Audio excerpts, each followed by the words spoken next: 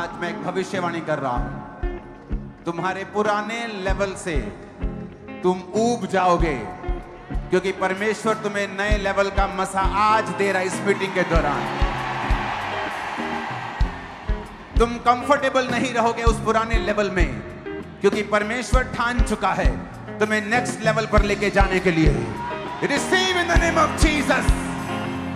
ये भविष्यवाणी है कि तुम अपने नेक्स्ट लेवल के लिए अंदर से तैयार हो जाओगे। आज अपने घुटनों पर आओ और कहो, आज जो कुछ मैं सुनूं, चाहे वो गवाही हो, चाहे वो वचन, वो मेरे लिए हो। मैं वायदा करता हूं, मैं उसे सुनूंगा, मानूंगा और उसका प्रचार करूंगा।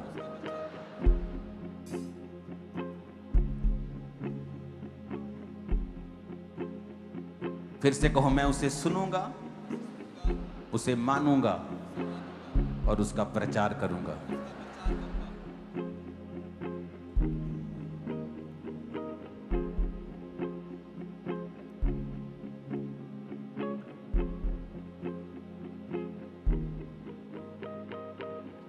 प्रभु यीशु मसीह के सामर्थी नाम में हम मांगते हैं।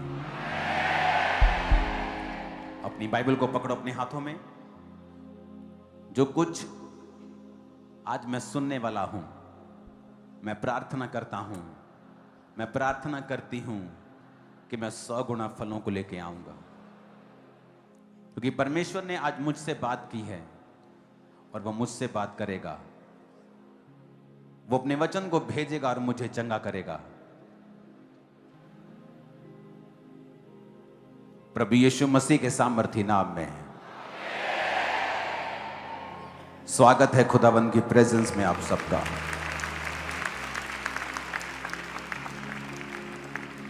मेरा आज बिलीव है कि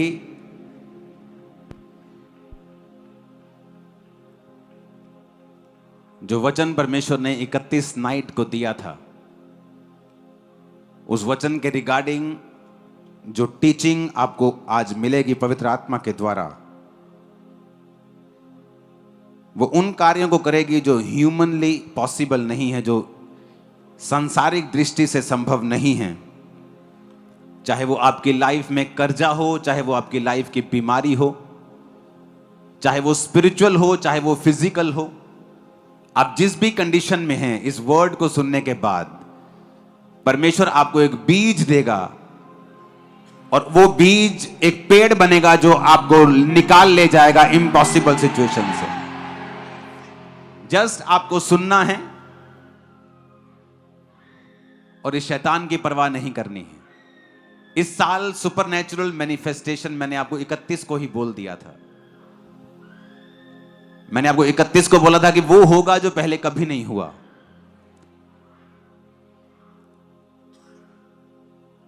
तो ये परमेश्वर की प्रेजेंस है, उसकी हुजूरी है चर्च में, और शैतान के लिए ये बिल्कुल अनबेरेबल है, उसके लिए सहन करना मुश्किल है।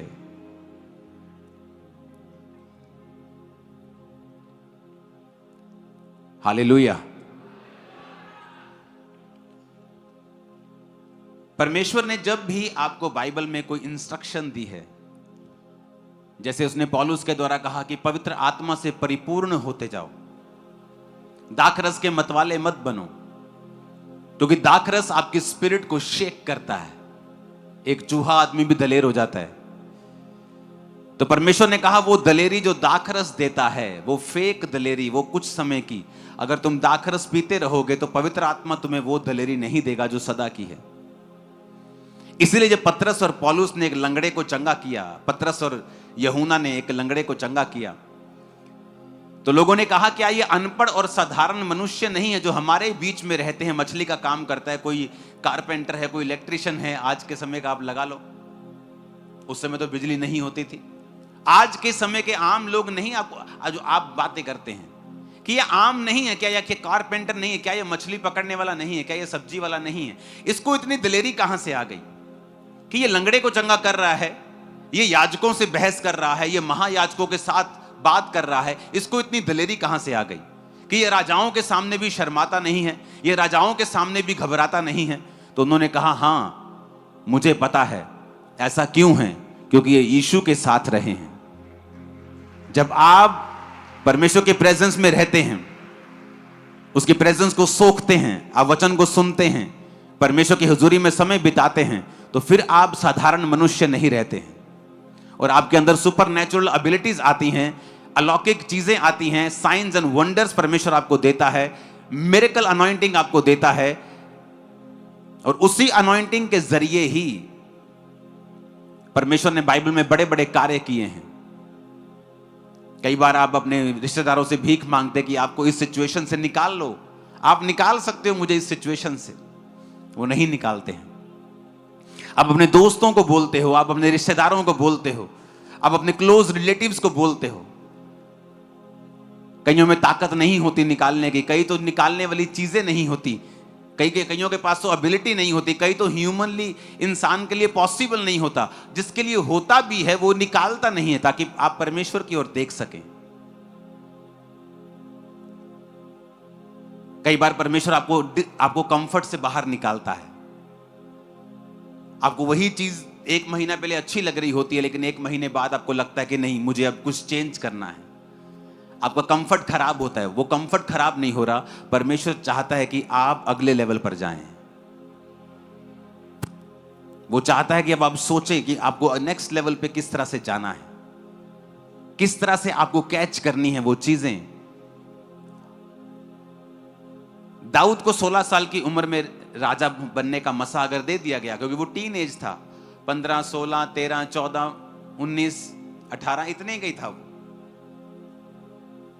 लिखा उसके मुंह पर लाली झलकती थी, वो बच्चों के समान सुंदर था। उसको जब मसा किया गया, क्यों? परमेश्वर ने 30 साल की उम्र में उसे एक गोत्र का राजा बनाया और 37.5 साल की उम्र में सभी 12 गोत्रों का राजा बनाया, जिसका वायदा परमेश्वर ने उससे किया था।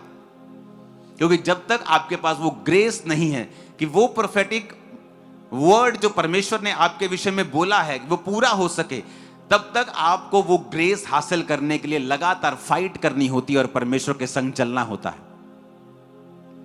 अगर परमेश्वर ने आपको कहा है कि मैं तुझे एक बड़ी चर्च दूंगा और आप बड़ी चर्च के जैसा अनॉइंटिंग और उसके जैसा कैरेक्टर और ग्रेस को नहीं पाते हैं परमेश्वर से, तब तक वो भविष्यवाणी हवा में ही लटकती रहती है। जब परमेश्वर आपसे वायदा करता है मैं तुझे कर्जे से आजाद करूंगा, मैं तुझे फाइनेंशियली ब्लेस करूंगा, तब हमें यह देखना है कि प्रभु की इच्छा है कि वो हमें फाइनेंशियली ब्लेस करना चाहता है। नेक्स्ट काम हमारा होता है टाइथ देना, हमें बीज बोना, जहां भी परमेश्वर के मिशनरी काम हैं वहां पर अपना हिस्सा देना। जब आप प्रोफेटिक वर्ड को पा लेते हैं, इसलिए पौलुस ने कहा तिमुथियुस को कि जो भविष्यवाणियां तेरे विषय में की गई हैं उनके अनुसार तू अच्छी लड़ाई को लड़। इसका मतलब भविष्यवाणियां अपने आप पूरी नहीं होती, उनके अनुसार फिर हमें लड़ाई लड़नी पड़ती है। अगर मुझे फाइनेंशियली ब्लेस होना है तो मुझे देखना होता है कि इस साल मेरे बीज मेरे पुराने साल के बीजों से कहीं अधिक होंगे। अगर मुझे आत्मा में बढ़ना है, मुझे देखना है कि मेरी प्रार्थना में मेक श्योर करूंगा कि 2025 से ज्यादा हो, मेरी डेडिकेशन 2025 से भी ज्यादा हो। कितने मेरी बातों को समझ रहे हैं? नहीं तो वो सारी भविष्यवाणियां हवा में ही लटकी रहती हैं, वो कैंसिल नहीं होती, वो आपके रिस्पॉन्स का इंतजार कर रही होती हैं कि जो परमेश्वर ने आपके विषय में कहा है वो हवा में लटका रहेगा, लेट हो जाएगा जब तक आप उसके विषय में फाइट नहीं करेंगे। परमेश्वर ने कहा अब्राहम को कि 400 वर्ष के बीतने के बाद मैं अपनी प्रजा को छुड़ा के लेके जाऊंगा। तो वो कंफर्टेबल, उन्हें लगता था कि 400 साल जब हो जाएंगे तो परमेश्वर हमें छुड़ा लेगा। अभी तो 398 साल हुए हैं। जब 400 हो गए, 405 हो गए, 410 हो गए, वो भाई साहब परमेश्वर ने कहा है छुड़ा के लेके जाऊंगा, लेकिन तुम्हारा रोल ये था कि तुम प्रार्थना करते, तुम परमेश्वर के सामने पवित्र होते, तुम जाते और प्रभु से कहते कि परमेश्वर तेरे वचन में लिखा है, तूने कहा था कि तू हमें आजाद करेगा। उन्होंने प्रार्थना नहीं की तो परमेश्वर ने मुसीबतें डालनी शुरू की, राजा उनको तंग करने लगा। वो कंफर्ट से बाहर आए तो फिर प्रेयर करनी शुरू की और 430 साल के बाद परमेश्वर ने उन्हें आजाद किया। भविष्यवाणी 400 साल की थी, 430 की नहीं, क्योंकि आप बाइबल कहती है कि अपनी भविष्यवाणी को लेट कर सकते हो।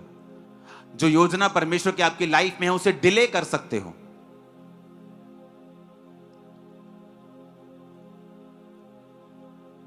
बहुत से ऐसे प्रचार के मैंने देखे जिनको परमेश्वर ने कहा था तुम मैरिज मत करना, लेकिन जब ऐसा लड़का मिला जो आत्मिक था, उन्हें लगा कि ये भी आत्मिक है, मैं भी आत्मिक हूं, हम दोनों मिलकर प्रभु का ही काम करेंगे, हम तो ऐसा करेंगे वैसा करेंगे, अपने मन को मनाने की कोशिश की, शादी कर ली, परमेश्वर ने यूज करना बंद कर दिया। चर्च में जाती थी, प्रचार करती थी, लेकिन परमेश्वर ने वैसा कभी इस्तेमाल नहीं किया जब तक उसने वो नहीं किया जो प्रभु चाहता था। भविष्यवाणियां आपके विषय में की गई हैं, बाइबल कहती है उनके अनुसार तू अच्छी लड़ाई को लड़, तू फाइट कर। अगर तू फाइट नहीं करेगा तो परमेश्वर उन योजनाओं को पूरा नहीं कर पाएगा तेरी लाइफ में। आमीन। मेरा बिलीव है कि आज आप जो वचन सुनेंगे आपकी लाइफ को सेम नहीं रहने देगा। और याद रखो, परमेश्वर ने कहा है कि इस साल आप सुपरनैचुरल मैनिफेस्टेशन को देखोगे, ऐसे अलौकिक मिरेकल्स को आप देखोगे, ऐसी मैनिफेस्टेशन होंगी, शैतान एकदम से जाहिर हो जाएगा, बिल्कुल नंगा कर देगा परमेश्वर उसको, मैं बता रहा हूं। आपको मालूम हो जाएगा आपके किस फैमिली में किस जगह पे शैतान काम कर रहा है। लोगों को सपने आएंगे परमेश्वर के, अन्य जाति लोगों को परमेश्वर के सपने आएंगे, एंजल्स दिखाई देंगे।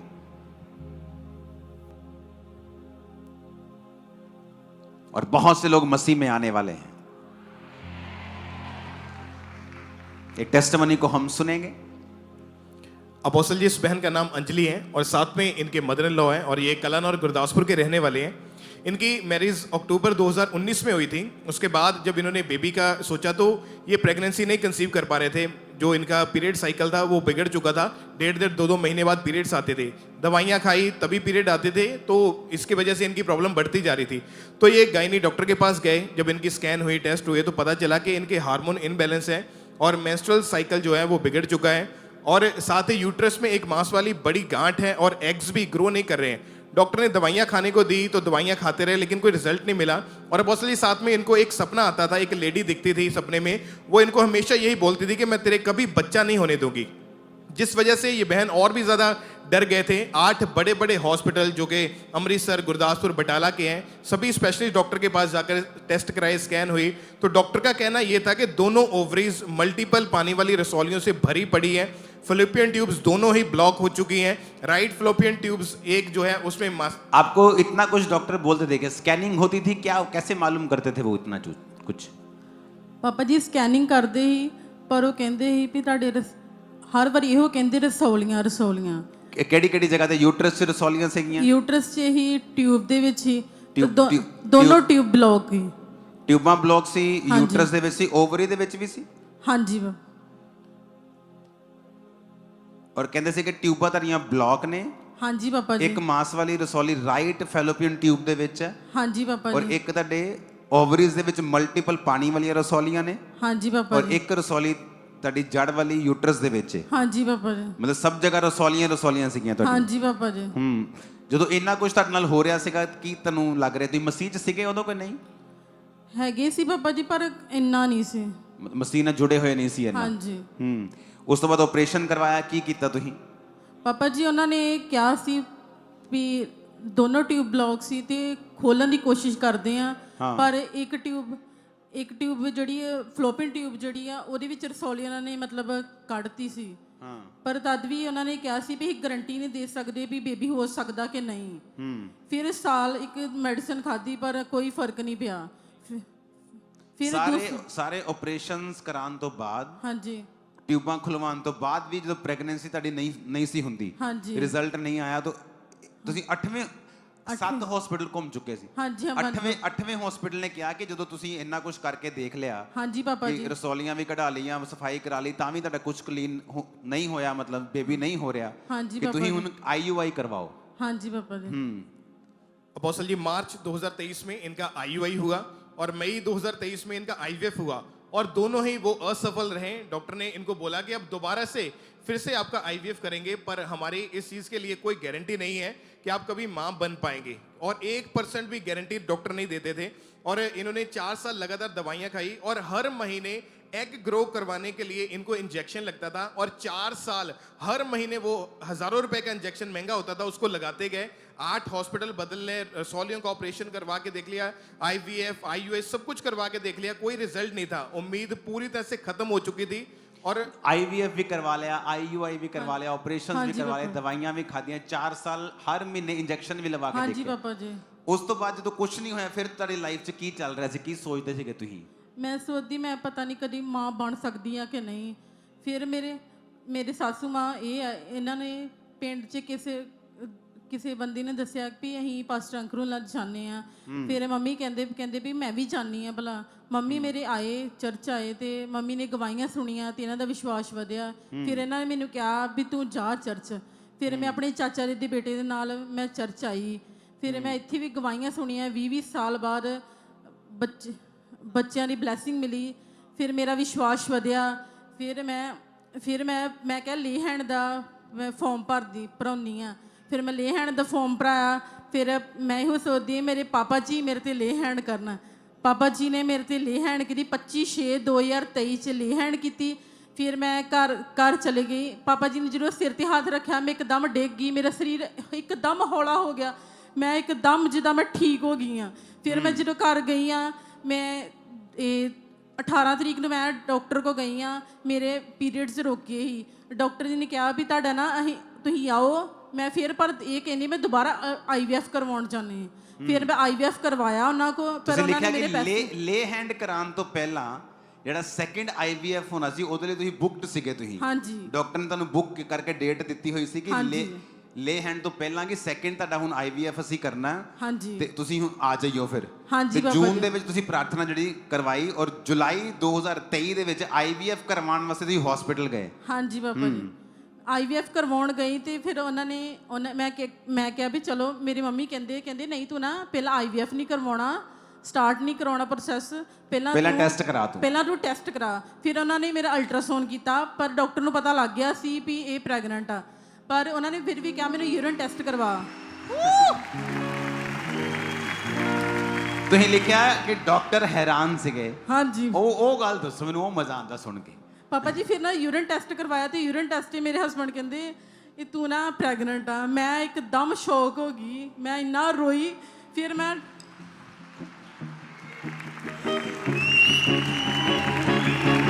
क्योंकि जिंदा खुदा है वो मेरा, जिंदा खुदा है वो मेरा, क्योंकि जिंदा खुदा है वो मेरा, जिंदा खुदा है वो मेरा, जिंदा खुदा है वो मेरा, जिंदा खुदा है वो मेरा। हालेलुया। ਤੁਸੀਂ ਲਿਖਿਆ ਡਾਕਟਰ ਹੈਰਾਨ ਸੀਗੇ, ਉਹ ਤੁਹਾਡਾ ਰੋਣਾ ਬੰਦ ਨਹੀਂ ਸੀ ਹੋ ਰਿਹਾ। ਹਾਂਜੀ, ਤੇ ਸੀਨ ਸਮਝ ਨਹੀਂ ਆ ਰਿਹਾ ਕਿ ਇਹ ਲੇਡੀ ਰੋਈ ਜਾ ਰਹੀ ਹੈ, ਡਾਕਟਰ ਹੈਰਾਨ ਹੈ, ਹੋ ਕੀ ਰਿਹਾ?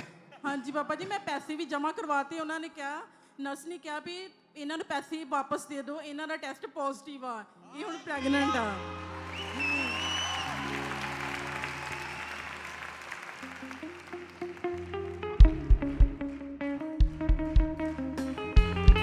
ओह जीसस। सुनो अभी टेस्टिमनी पूरी सुनना। जब परमेश्वर आपको देता है ना, उसकी एक निशानियां होती हैं कि नेचुरली ये पॉसिबल नहीं है, इसकी बॉडी वो कंसीव करने के लिए नेचुरली तैयार नहीं है। अगर स्पिरिचुअली हम बात करें तो एक औरत सपने में आती थी, बोलती थी, वो दुष्ट आत्मा बोलती थी। तो यहां बैठे जो पढ़े लिखे लोग हैं, जो पहली बार आए, सोचते हैं कि ये तो बेकार की बातें हैं। मेडिकली बताओ क्या था? तो मेडिकली सब टेस्ट मौजूद हैं, सब स्कैनिंग्स मौजूद हैं, ऑपरेशन हुआ, सब कुछ हुआ, इंजेक्शंस लगते रहे, कोई प्रेगनेंसी नहीं। जब नहीं हुई तो लास्ट होप होती है IUI के बाद, फिर लास्ट टू लास्ट होप होती है IVF, उसके ऊपर कुछ नहीं होता। वो भी करवा के देख लिए, वो फेल थे, सेकंड IVF के लिए बुक थे। लेकिन जब ले हैंड हुआ, उसके बाद जब टेस्ट करवाया वो पॉजिटिव निकला, उसके बाद टेस्टिमनी सुनना क्या हुआ। और अपोस्टल जी उसके बाद जब 6 मंथ तक इनकी प्रेगनेंसी अच्छी चलती रही और 7th मंथ में प्रेगनेंसी में जब लिवर पेन इनको अचानक से स्टार्ट हो गई, तो हॉस्पिटल जब लेकर गए तो डॉक्टर ने इमरजेंसी डिलीवरी करने को बोला। और जब डिलीवरी हुई तो प्री मैच्योर बेबी जो था, बेबी बॉय पैदा हुआ। और बेबी को उस समय कितने ग्राम का बेबी था आपका जब पैदा हुआ? 1200 ग्राम ਦਾ ਸੀ। इमेजिन। अब आप कहेंगे ऐसा क्यों जब परमेश्वर ने दिया? यही निशानी है कि ये परमेश्वर ने दिया। क्यों? मैं बताता हूं क्यों। सुनो, जब आपकी बॉडी नेचुरली तैयार नहीं है कंसीव करने के लिए, और आपकी लाइफ में सडनली आप जब चर्च में आते हैं, आपकी स्पिरिचुअल लाइफ जब ग्रो करती है, आप एक तरह का एक रास्ता ओपन कर देते हैं। आपको पता है कि लोगों को लगता है कि स्पिरिचुअली मतलब कि ये बेवकूफ लोगों का काम है। आपको नहीं पता, जब आप स्पिरिचुअली ग्रो करते हैं, सडनली आप हेवन का एक वे ओपन कर देते हैं कि जो कुछ आपकी लाइफ में ह्यूमन से, इंसान से पॉसिबल नहीं हो रहा, मेडिकल से पॉसिबल नहीं हो रहा, आपकी ताकत से, आपकी पढ़ाई से, स्किल से कामयाब नहीं हो रहा, हेवन का वो वे ओपन होता है आपको छूने के लिए। इसीलिए जब चर्च में आप लोग आते हो, आपकी लाइफ में कोई प्रॉब्लम होती है, आपको बोला जाता है टेस्टिमनी सुनो, वचन को सुनो। आपको स्पिरिचुअली ग्रो करना है ताकि आपके लाइफ में जो वे है, जो रास्ता है, जो खुदा का दरवाजा है, वो खुले और परमेश्वर आपको छुए। अब प्रभु ने छू लिया, सेकंड आईवीएफ के लिए पैसे दिए हुए हैं, सब बुक्ड है, जस्ट टेस्ट करवाया तो पॉजिटिव आया, पॉजिटिव टेस्ट कराया तो प्रेगनेंसी निकली। अब प्रेगनेंसी जब हुई तो लेबर पेन स्टार्ट हुई। शैतान जब आपको देखता है कि इसने परमेश्वर की ओर से कुछ पाया है, वो उसको फाइट करता है।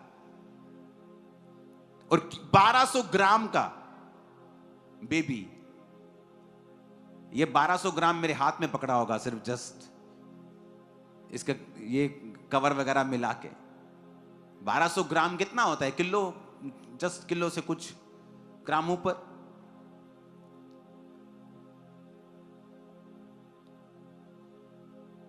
$1200 ग्राम का बेबी हुआ। लंग्स नहीं बने थे, इसके प्रॉपर नहीं बने थे। हाँ जी पापा जी। कोई गारंटी डॉक्टर्स नहीं दे रहे थे। हाँ जी पापा। क्या हुआ उसके बाद? फिर सुनना। अपोस्टल जी, इन्होंने एएनएम हॉस्पिटल प्रेयर लाइन के ऊपर बच्चे की प्रेयर रिक्वेस्ट को सेंड किया और 9 जनवरी 2024 की बात है, प्रेयर माउंटेन से अपोस्टल जी आपने जूम ऐप के थ्रू बच्चे के ऊपर ले हैंड प्रे करी थी। उसकी वीडियो है हमारे पास। आपने स्पेशल नाम लिया बच्चे का और उसके लिए प्रेयर करी। अंजलि, प्रीमेच्योर बेबी,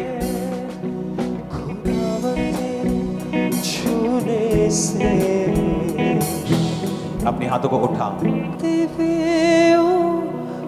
सब लोग, सब गेस्ट अपने हाथों को उठाओ इस बच्चे के लिए।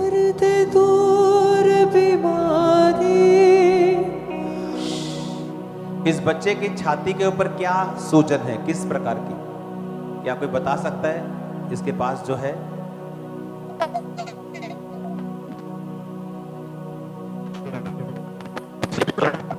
जी? इसकी छाती के ऊपर क्या है? टेम्परेचर प्रॉपर लगी हुई है। पाक लहू है जिंदे बख्शदा, जिंदगी जावे।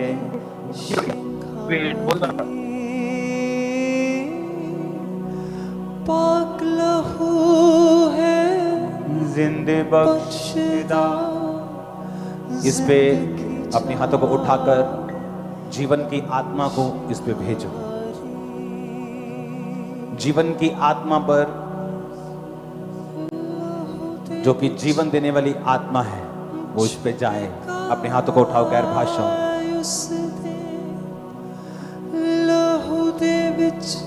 जीसस, आप लाइफ देने वाले खुदा हैं। आपके घर में कोई मौत नहीं है। इस बच्चे को भी आपने बनाया है, प्रीमेच्योर नहीं, आज से ये मैच्योर बेबी हो इन जीसस में। इसके सारे अंग बराबर हो जाए राइट नाउ। सारी सूजन, इन्फेक्शन खत्म हो जाए in the mighty name of Jesus. ये बड़ा हो खुदाबंद, चर्च में आए टेस्टिमनी को देने के लिए खुदाबंद। In the mighty name of Jesus आमीन हो जाए बरकत हमारी। बोलो यीशु दे लहू, यीशु दे लहू दीजिए। बोलो यीशु दे लहू दीजिए, यीशु दे लहू दीजिए। बोलो यीशु दे लहू। जो कोई नाच कर इस गवाही को सेलिब्रेट करेगा, वो अपनी गवाही के साथ जल्दी आने वाला है चर्च में। यीशु दे लहू दीजिए। बोलो यीशु दे लहू दीजिए, यीशु दे लहू दीजिए। बोलो यीशु दे लहू दीजिए। लहू दे विच छुटकारा उस दे, लहू दे विच छुटकारा उस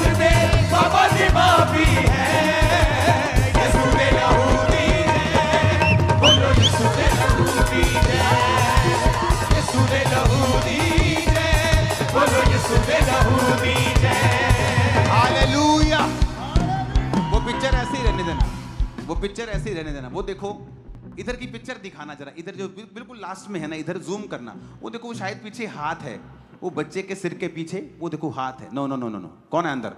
वो देखो इधर जो लाल सा बच्चा है उसके पीछे वो शायद हाथ है ना, वो उंगली है ना, देखो वो उंगली है ना, वो देखो। इससे मालूम होता है आपको बच्चे का साइज क्या था। देखो वो देखो। ओ यस, हाँ अब फुल पिक्चर दिखाना। No no no, full full full, double full, yes. अगर आप देखोगे यहां आईसीयू में, ये आईसीयू से भी ज्यादा एनआईसीयू लग रहा है मेरे को। इधर जो ग्रीन बच्चा है, ग्रीन ग्रीन ग्रीन वाले बेल्ट जो नीचे मैट में, उसको जूम करना। ध्यान से छाती देखना बच्चे की। इधर करो और, यस, और करो। नो नो नो, कौन है अंदर? कौन है अंदर? ये आदमी जितना बोला उतना कर अंदर। नो, बैक करो उसे। ये वाला इधर राइट साइड, उसकी छाती, हाँ ये देखो, ध्यान से छाती देखो इसका। आपको मालूम होगा ये नॉर्मल नहीं था। ये देखा, पहले शैतान होने नहीं दे रहा था, जब हो गया तो वो कहता वापस लेके जाऊंगा। सुनो, जिस जीसस ने पहले दिया था, अगर उसी जीसस के पास रहेंगे तो वो छीनने नहीं देगा। अब इस बेबी को दिखाओ, कौन कहेगा ये वही है?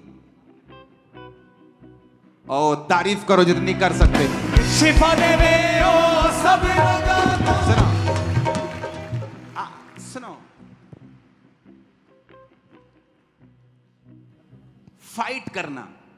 अब मेरे को मालूम, मैं जब प्रेयर कर रहा हूं, मेरे को नहीं पता कि ये प्रोफेटिक बेबी है, ये कैसे हुआ मेरे सामने। जस्ट मेरे को ये भी नहीं पता होता आज कौन है प्रेयर के लिए, प्रेयर लाइन में कौन है जो जूम पे आज आएगा, मेरे को कुछ नहीं पता।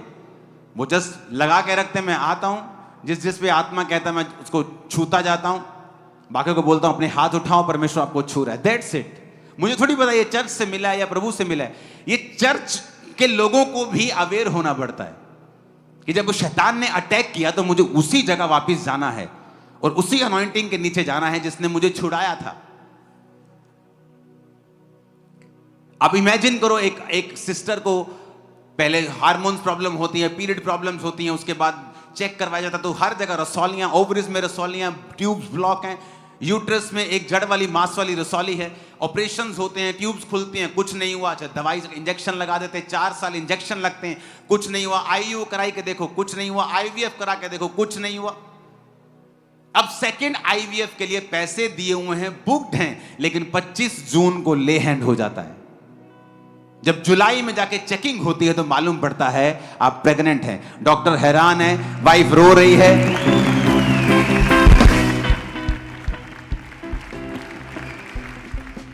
होना तो उल्टा चाहिए था कि जिससे पैसे वापस ले उसको रोना चाहिए था। मजाक कर रहा हूं, आप समझ रहे मेरी बात को।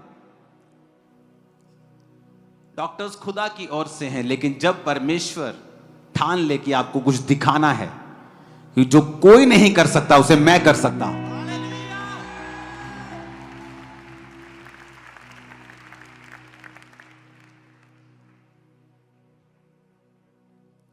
जब आप फाइट करेंगे अपनी टेस्टिमनी के लिए, परमेश्वर आपको देगा। जब आप स्पिरिचुअल चीजों के लिए अपने आप को ओपन करते रहेंगे और पुश करते रहेंगे अपने को स्पिरिचुअल लाइफ में आगे बढ़ने के लिए, क्योंकि ये आसान नहीं है। जिस शैतान ने लोगों को पकड़ा होता है वो कहता है ये मेरा शरीर है, मैं इसको छोड़ के नहीं जाऊंगा। लेकिन ये आपका काम होता है पुश करते रहना अपने आप को स्पिरिचुअल लाइफ की ओर, अपने आप को धक्का मारते रहना, और सडनली एक दिन आप डिलीवर हो जाएंगे। सडनली कुछ बड़ा आपकी लाइफ में होगा। जो रास्ते आपके बंद हो चुके हैं इस सिस्टर की तरह, वो सब रास्ते आज इस अनॉइंटिंग के नीचे ओपन हो रहे, फेवर आपको मिले। यीशु मसीह के सामर्थ्य नाम में आमीन हो जाए। आशीष हमारी। जब आपकी लाइफ के ऊपर ग्रेस आएगी, आप वैल्यूएबल हो जाएंगे। एक कार जिसको आप जब मर्जी जाके ले लो, एक रॉयल्स रॉयस जिसको आपको लेने के लिए अपना नाम लिखवाना पड़ता है, फिर वो आपको चेक करते हैं, आपका स्टेटस देखते हैं, फिर देते हैं। पैसे की तो बात ही नहीं है, चेक करेंगे आपको। और ऐसी कारें भी आप जाओ और पैसा है तो ले लो, वो आपको क्रिश्चियनिटी में रॉल्स रॉयस बनाएगा, आपको क्रिश्चियनिटी की रॉल्स। मैं आपको बता रहा हूं, अगर आप समझे स्पिरिचुअल चीजों की वैल्यू को, इसकी टेस्टिमनी है कि मैं चर्च में आई, मेरा फेथ बढ़ा। होता क्या है, जब आपका फेथ बढ़ता है, आप परमेश्वर की चीजें करना शुरू करते हैं, आप प्रार्थना करना शुरू करते हैं, आप दूसरी चीजों से दूर होना शुरू होते हैं, आप शैतानी कामों से मन फिराना शुरू करते हैं, धीरे धीरे आप परमेश्वर की ओर बढ़ना शुरू होते हैं। और ये रास्ता है, जब आप स्पिरिचुअली लाइफ में ग्रो करते हैं, सडनली हेवन आपके लिए ओपन होता है। अगर आपको देखना है सुपरनैचुरल मैनिफेस्टेशंस, अगर आपको देखना है कि कुछ अलौकिक हो, कुछ जबरदस्त मेरी लाइफ है, मेरी सेवकाई में हो, जितनी प्रार्थना कर सकते हो करना इस साल। इस मंगलवार को, आज थर्सडे, संडे के बाद जो मंगलवार आ रहा है, फुल नाइट प्रेयर करेंगे खामरा चर्च में। फुल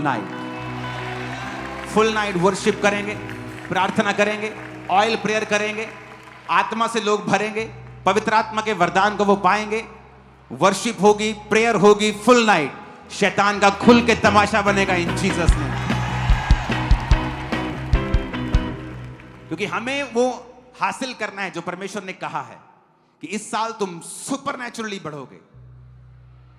वो तुम्हें नजर आएगा कि कुछ हो रहा है जो पहले कभी नहीं हुआ। अपने घुटनों पे आओ, अपने हाथों को उठाओ, और मैं आपकी लाइफ के ऊपर भविष्यवाणी करता हूं, जो आपने आज तक नहीं देखा, आज इस सभा के दौरान खुदा का आत्मा आपको छुए, ग्रेस दे और आप देखने पाए इन Jesus name. In the mighty name of Jesus, आमीन हो जाए आशीष हमारी। अपने हाथों को उठाओ, उस सिस्टर को बोलो जो गवाही देके गई है, अपने पेट पे हाथ रखे। खुदा बाप, इसे ब्लेस कर, इसे क्लीन कर और शुद्ध कर, इसका पेट और क्लीन हो, और क्लीन हो इन जीसस नेम। अंधकार की शक्तियां कार्य न कर सके। पेट ब्लेस हो, यूट्रस ब्लेस हो, ट्यूब ब्लेस हो इन जीसस नेम, आमीन हो जाए। ये बरकत तुम्हारी और तुम सबकी। अपने हाथों को उठाओ। जितने काम इम्पॉसिबल हैं ह्यूमनली, इंसानों के लिए, आपकी लाइफ में, financially, physically, mentally, spiritually, grace को हासिल करो और वो सारे काम पॉसिबल हो इन जीसस नेम। Hallelujah, hallelujah. उत्पत्ति 30, उसमें एक इंसिडेंट हुआ, उसको मैं पढ़ता हूं।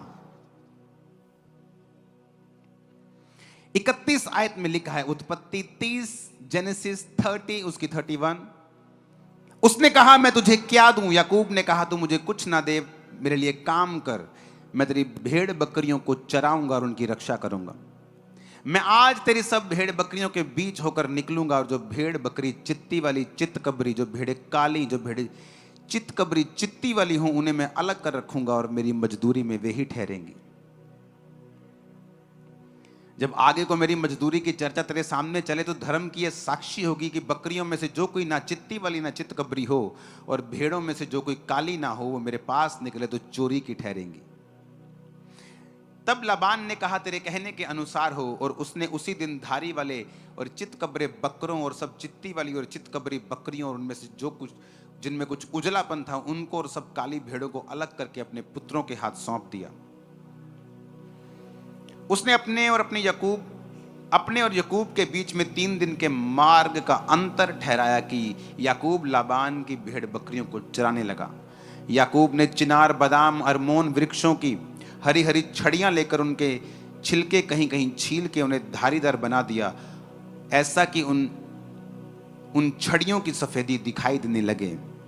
तब छीली हुई छड़ियों को भेड़ बकरियों के सामने उनके पानी पीने के कठौती में खड़ा किया, और जब वो पानी पीने के लिए आई तब गर्भवती हो गई। छड़ियों के सामने गर्भवती होकर भेड़ बकरियां धारी वाले, चित्ती वाले और चित्तकबरे बच्चे जनी। तब याकूब ने भेड़ों के बच्चों को अलग अलग किया और लाबान की भेड़ बकरियों के मुंह को चित्ती वाली और सब काले बकरों की ओर कर दिया और अपने झुंडों को उनसे अलग रखा और लाबान की भेड़ बकरियों से मिलने ना दिया। तब बलवंत जब भेड़ बकरियां गर्भवती होती थी तब याकूब उन छड़ियों को कठोतों के सामने रख देता था जिससे वो छड़ियों को देखते हुए गर्भवती हों, परंतु निर्बल जब गर्भवती होती थी वो उनके आगे नहीं रखता था। इससे निर्बल निर्बल तो लाबान की रही और बलवंत बलवंत याकूब की हो गई। इस प्रकार वो पुरुष धनाढ्य हो गया, अत्यंत अमीर हो गया और उसके बहुत सी भेड़ बकरियां, दासियां, दास, ऊंट और गधे हो गए। सब बोलो आमीन।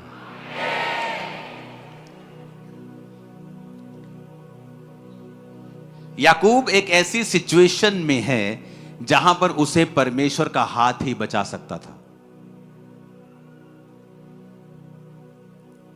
लव मैरिज का चक्कर पहले उसने डाल लिया, जो उसका बाप आराम से शादी की और खुदा ने उसकी औरत को भेजा और वो ब्लेस्ड मैरिज में रहे। अपने बाप की गवाही को फॉलो ना करके लव मैरिज को लाइन को फॉलो करने लगा और 7 साल अपनी वाइफ के लिए सेवा की। जब 7 साल बाद भी उसकी बड़ी बहन उसको मिली और 7 साल फिर उसने अपनी वाइफ के लिए फिर सेवा की और फिर जब जाने लगा तो 7 साल भेड़ बकरियों को फिर चराया और फिर अभी भी उसका जो ससुर था उसको जाने नहीं देना चाहता था। अगर वो जाता तो उसकी फैमिली टूटती, उसकी वाइफ्स मानती चाहे ना मानती, उसे कुछ पता नहीं था। एक ऐसी सिचुएशन की याकूब कुछ नहीं कर सकता था, हेल्पलेस था वो, बिल्कुल हेल्पलेस कि इसमें मैं कुछ नहीं कर सकता हूं, प्रभु ही कर सकता है।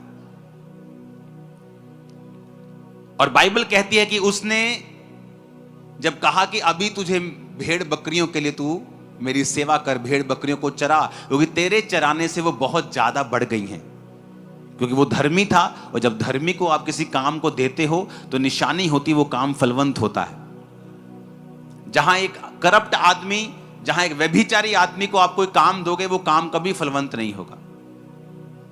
लेकिन एक धर्मी को जब आप कोई काम देते हो, चाहे वो आपके किसी भी एरिया में क्यों ना हो, चाहे वो स्पिरिचुअल एरिया हो, फाइनेंशियल एरिया हो, एडमिनिस्ट्रेशन हो, आपको हमेशा जो स्पिरिचुअल लोग हैं जो परमेश्वर की भाषा को समझते हैं आपको ज्यादा कामयाब मिलेंगे।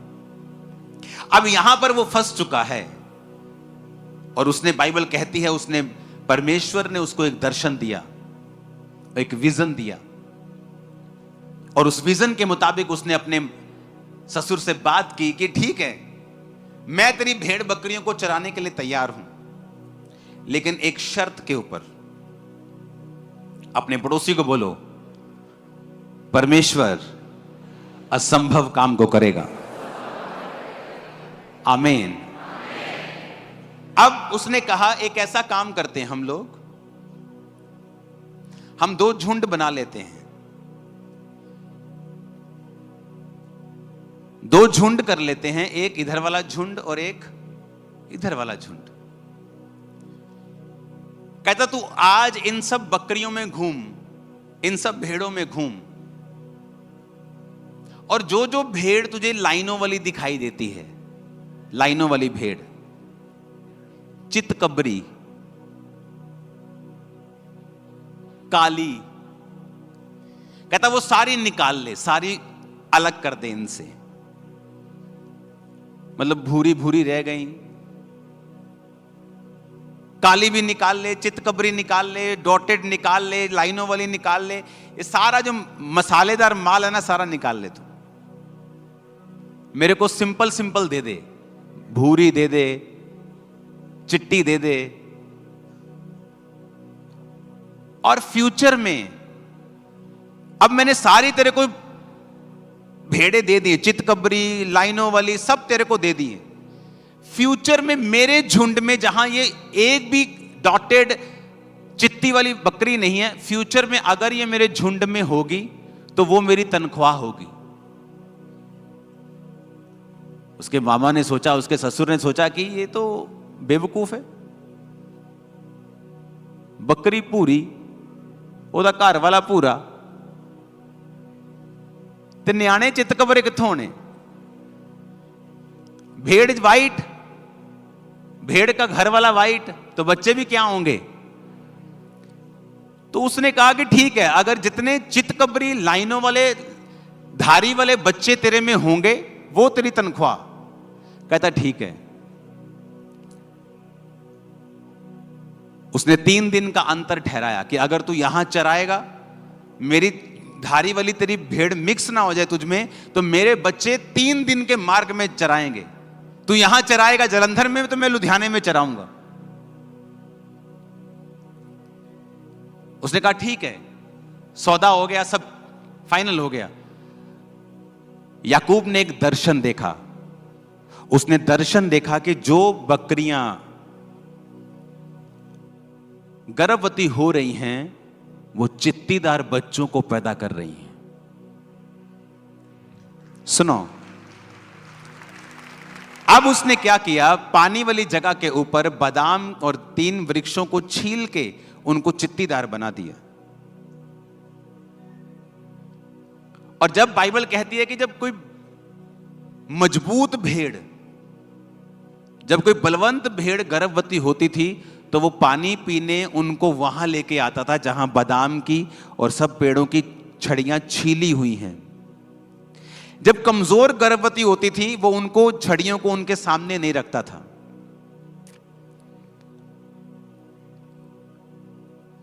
परमेश्वर ने याकूब को बताया कि जो इंसानों से इम्पॉसिबल है, मैं उसे कंप्लीट करूंगा। सुनो, अब जब मजबूत गर्भवती होती थी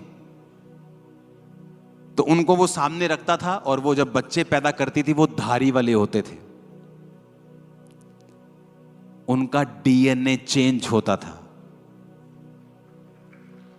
सुनो, अब जब बच्चे पैदा होने लगे, मजबूत बच्चे याकूब के बढ़ने लगे, और सब अच्छी बकरियां भेड़ें मोटे मोटे बच्चे पैदा करने लगी, और वो सारी धारी वाले होते थे। और जो कमजोर बकरियां थी, वो जो बच्चे पैदा करती थी, वो उन्हीं के जैसे होते थे, लाल भूरे होते थे, लेकिन वो कमजोर होते थे। जब दिन बीतते गए, साल बीतते गए, याकूब एक अमीर इंसान बन गया और परमेश्वर ने उसको छुड़ाया। सुनो, एक लड़की बिगड़ गई, मां क्रिश्चियन, और बिगड़ गई। इतना बिगड़ गई कि अपने पिता के दोस्तों के साथ और अपने भाई के दोस्तों के साथ भी वो गलत थी। घर में लड़ाई हुई, घर छोड़ के चली गई। मां गई पास्टर के पास और पास्टर को बोला, पास्टर जी प्रार्थना करो मेरी बेटी मर जाए, क्योंकि मेरी बेटी हमारे लिए एक बेइज्जती का कारण बन चुकी है, प्रेयर करो मर जाए। उसने कहा तू ऐसा क्यों कह रही है? उसने कहा प्रार्थना करो ये मर जाए, हमारे लिए मर चुकी है, वो घर नहीं आती, हमने निकाल दिया, मर जाए वो। उसने कहा चल मेरे सामने बैठ। वो बैठी और उसने कहा एक दर्शन देख कि तेरी बेटी सफेद कपड़ों में है और वो प्रचार कर रही है, और एक दर्शन देख और प्रार्थना कर। सुनो, वो रोज दर्शन देखने लगी कि मेरी बेटी वाइट कपड़ों में है और प्रचार कर रही है, वाइट कपड़ों में है और प्रचार कर रही है। एक दोपहर को दरवाजे पे कोई नॉक करता है, उसकी बेटी अंदर आती है, और जैसे ही मां दरवाजा खोलती है, वो उसके लिए प्रार्थना कर रही थी तो वो उसको गले लगा लेती है और वो रोने लग जाती है, और वो कहती है कि मैं गाड़ी के नीचे आके सुसाइड करने जा रही थी, मेरे अंदर से आवाज आई कि अपनी मां को मिल एक बार। तो जब मैं आ रही थी मुझे ये था कि अगर मेरी मां ने मुझे स्वीकार नहीं किया तो मैं सुसाइड कर लूंगी, लेकिन जब वो अंदर आई, उसकी मां प्रार्थना कर रही थी विजन के साथ, दर्शन देखते हुए।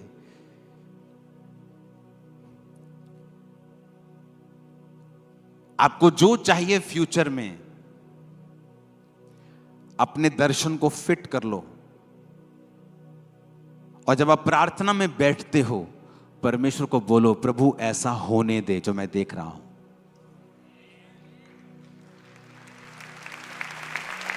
आपको शायद मालूम नहीं है, ऐसा करने की पावर ऑलरेडी आपके अंदर है, ऑलरेडी। ये पावर ऑलरेडी आपके अंदर है ऑलरेडी।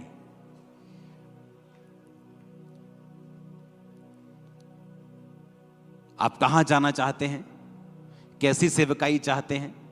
मैं जैसी सेवकाई को देखता था दर्शन में और गैर भाषाएं बोलता था, वैसी कुछ ही महीनों में मेरे सामने होती थी। एग्जैक्ट, बिल्कुल वैसा ही वैसा। जितने लोग मैं दर्शन में देखता था और प्रेयर करता था, वैसा होता था। क्योंकि जब मैं ये जगत पैदा नहीं हुआ था, हम परमेश्वर की इमेजिनेशन में थे। कहां थे हम? परमेश्वर के दर्शन में थे हम ओरिजिनल नहीं थे। कहां थे? परमेश्वर के विजन में थे। हम असली तो नहीं थे। कहां थे? परमेश्वर के विजन में थे। उसने दर्शन देखा, इंसान ऐसा होना चाहिए, पृथ्वी ऐसी होनी चाहिए, पेड़ ऐसे होने चाहिए, जंतु ऐसे होने चाहिए, समुद्र ऐसा, पानी ऐसा होना चाहिए। और लिखा, फिर उसने कहा उजाला हो जाए। लेकिन पहले वो कहां था? उसके विचारों में, उसके दर्शन में।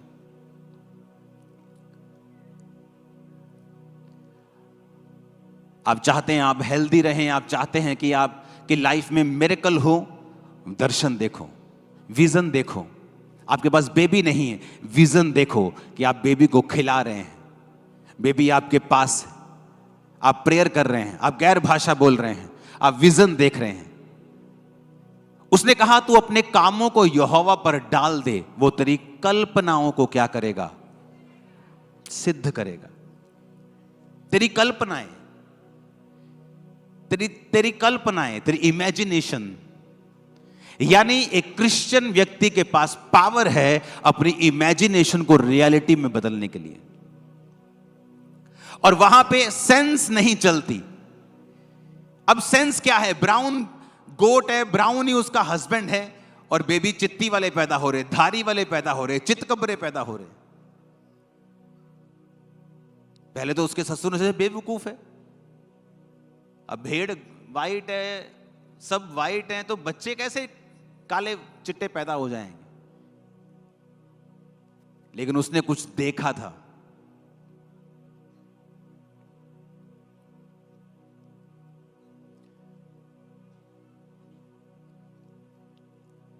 जलंधर में मैं गया एक जगह, तब मेरे पास 50-60 लोग आते थे, और मैं साउंड वाले के पास गया। जलंधर में बहुत बड़ा साउंड बनाने वाला आदमी। मैंने कहा मुझे साउंड चाहिए। कहता कितने? मैं कहा हजारों लोगों के लिए। कितने का आएगा? इतने लाख का। मैंने कहा अगर लोग इतने हो जाएं तो साउंड कैसे चलाते हो तुम लोग? ऐसे चलाते हैं। आपके पास कितने लोग आते हैं? मैं 50 लोग आते हैं। आप लाखों के बारे में क्यों पूछ रहे हो?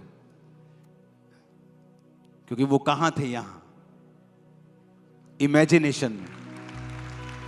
और मुझे अंदर से मालूम था कि ये होगा, ऐसा होगा।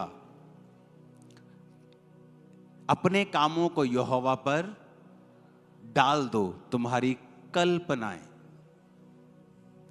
अब उसने बैरियर नहीं लगाया कि बेटा 50,000 से ज्यादा कल्पना मत करना।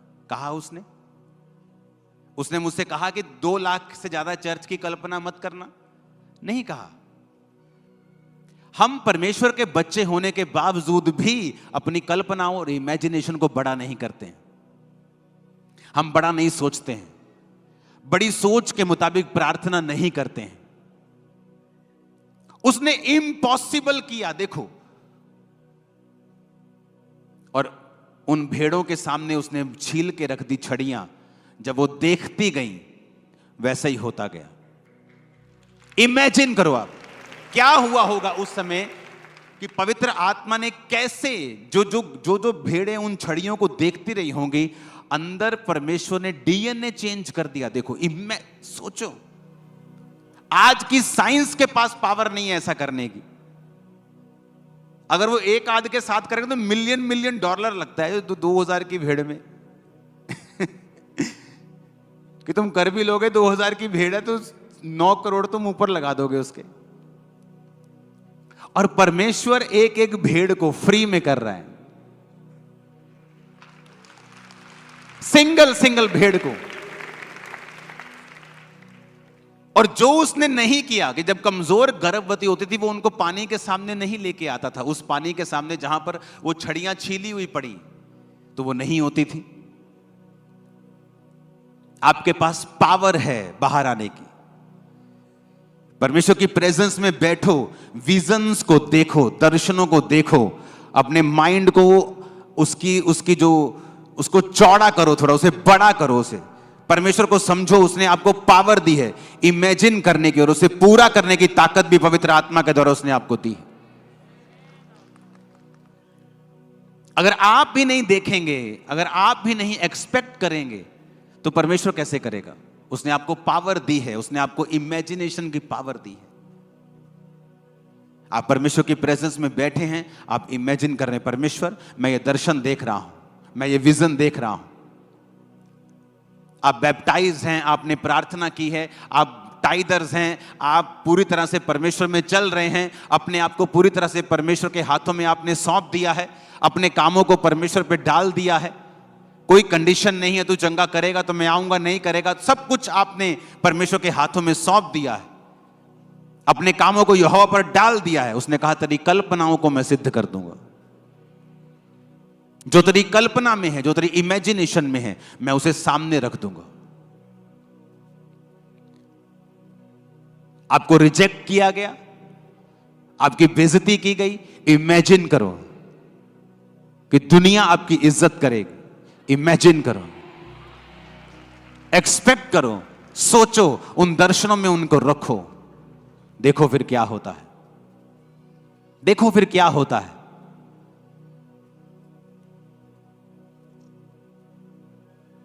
हालेलुया। इमेजिन किया, कर्म भी किया, इमेजिन किया, कर्म भी किया।